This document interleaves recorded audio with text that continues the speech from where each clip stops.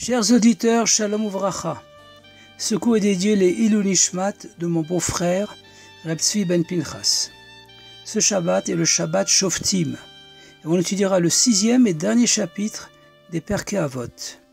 La paracha Shoftim commence par les mots Shoftim v'shotrim titen lecha bechol sharecha. Des juges et des gendarmes, tu établiras pour toi dans toutes tes portes.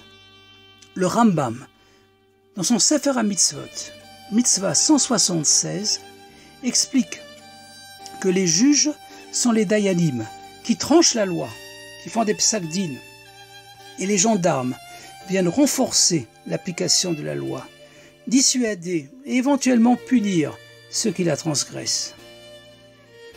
Dans le célèbre Dvar Malchut, la Sikha de Shabbat Parashat Shoftim 5751, il y a 30 ans, le Rabbi lit ceci à ce que dit Yeshaya, Isaïe, le prophète de la Géoula, chapitre 1, verset 26, au sujet de l'époque de Mashiach. Ve'ashiva shoftaïr kevarishona, ve'yoatsaïr kevatrila. Et je rétablirai tes juges comme au début, et tes conseillers comme au commencement. Le Rabbi pose 4 questions. Premièrement, pourquoi à l'époque de Mashiach, les gendarmes seront remplacés par des conseillers? Deuxièmement, qui sont exactement les juges et les conseillers? Troisièmement, pourquoi au sujet des juges, le prophète utilise l'expression au début, kevarishona, et au sujet des conseillers, au commencement, kevatrila? Et enfin, quatrièmement, pourquoi est-il dit tes juges, tes conseillers, et pas plus généralement les juges, comme dans notre paracha? Le Rabbi explique que les shoftim, les juges, par leur niveau extrêmement élevé, nous procurent une aide certes supérieure, mais celle-ci n'est pas intériorisée profondément. Par contre, les yoatsim, les conseillers, s'adaptent à notre niveau, et leurs conseils sont profondément intégrés, mais n'ont pas toutefois le niveau et la puissance du juge. C'est pourquoi, au sujet des juges, il est dit au début, car leur jugement n'est qu'un début, la seconde étape étant celle de l'assimilation du verdict. Mais au sujet des conseillers, il est dit au commencement, car le conseil commence immédiatement à être assimilé, car les conseillers nous aident à comprendre de nous-mêmes ce qui est bon. Et étant donné qu'à l'époque de la Géoula, de l'ère messianique, il y aura des juges et des conseillers, on n'aura pas besoin de l'intervention des gendarmes. Et grâce aux conseillers, avec qui on aura une relation personnalisée, on se rapproche non seulement d'eux, mais aussi des juges.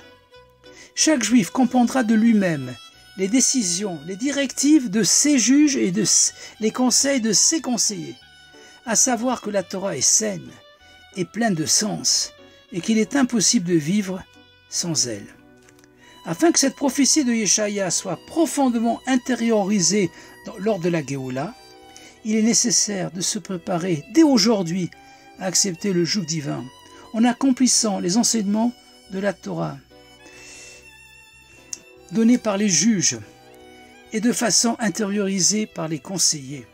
Concrètement, on doit écouter les shoftim, les moré ora'a, les rabbanim, afin de mieux accomplir les mitzvot, les yoatsim, les conseillers, les mashpim, pour améliorer la crainte et l'amour de Hachem, et la vodat atfila, la prière, mais écoutez surtout les nevim, les prophètes de chaque génération, comme il est écrit dans notre paracha, chapitre 18, verset 15, au début du Chamishi, Navi mikir becha machecha Pamoni yakim lecha Hashem elokecha elav tishmaun.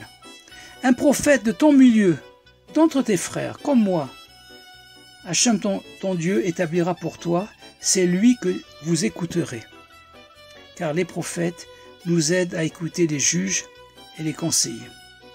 Et bien que la Gemara nous dit, Yoma 9, Sota 48, Sanhedrin 11, que Mishemetu Neviim Acharonim, Chagai ou Zecharia ou Malachi, Nistalek Ruach HaKodesh Misraël, depuis la mort des derniers prophètes, Chagai, Zecharia, Malachi, a disparu l'esprit divin d'Israël, il n'est pas écrit Batla et a été annulé, ou Pascha a cessé définitivement, mais uniquement Nistalek, c'est-à-dire a disparu provisoirement.